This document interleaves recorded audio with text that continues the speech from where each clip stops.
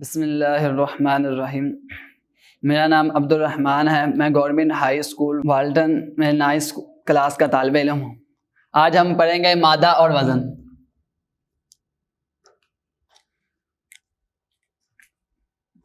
جس طرح ہم نے اسم سے پہلے حرکت اور اعراب پڑھا تھا، اسی طرح ہم فعل سے پہلے مادہ اور وزن پڑھیں گے۔ مادہ کہتے ہیں فعل کی گردان میں مشترکہ الفاظ کو مادہ کہا جاتا ہے۔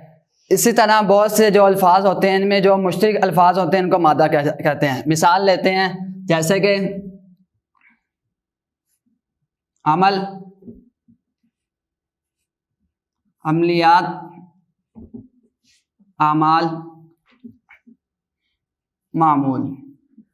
اب ان سب الفاظ میں جو مشترک ہوں گے وہ ان کا مادہ ہے۔ اب ان الفاظ میں ہم مشترک دیکھیں گے، عین، میم، لام، اور ان میں بھی عین، میم، لام۔ یہاں پہ تا یا آیا ہے لیکن اس میں نہیں آیا۔ اس میں جو مشترک الفاظ ہیں ان کو اس کا مادہ کریں گے۔ ان سب میں جو مشترک الفاظ ہیں وہ عین، میم اور لام ہے، یہ اس کا مادہ ہے۔ اسی طرح ہم مثال لیتے ہیں جیسے کہ تختہ، سیڑھی، الماری، کرسی وغیرہ، ان سب کا جو مادہ ہے لکڑی اور کیل ہے، یہ سب میں استعمال ہوتا ہے۔ یہ جو مادہ ہے یہ بے معنی ہوتے ہیں۔ بے معنی کا مطلب یہ ان کا کوئی مطلب نہیں ہوتا، یہ مشترک ہوتے ہیں، ترتیب برقرار رکھتے ہیں، الگ الگ پڑھے جاتے ہیں اور الگ الگ پڑھے جاتے ہیں۔ اور ایک مثال دیکھو، عالمہ۔ عالمہ ہم مثال لیتے ہیں عالمہ۔ اب ہم نے دیکھا کہ فعل کی گردان میں جو مشترک الفاظ ہوتے ہیں ان کو مادہ کہا جاتا ہے۔ اسی طرح اس میں عالمہ کا جو مادہ ہے عین، لام اور میم ہے۔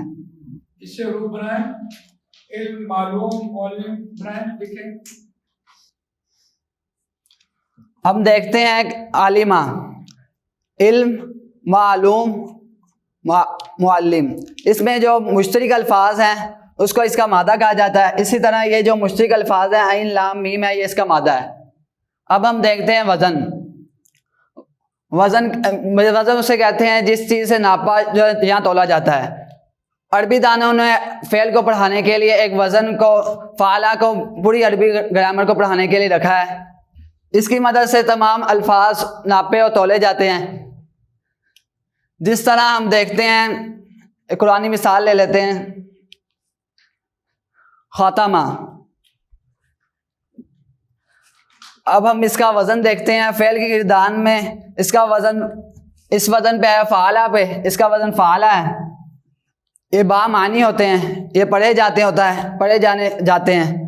اس کا معنی بھی ہوتا ہے۔ اس کا مادہ کیا ہوگا؟ اس کا مادہ ہوگا خا، تا اور میم۔ جزاک اللہ۔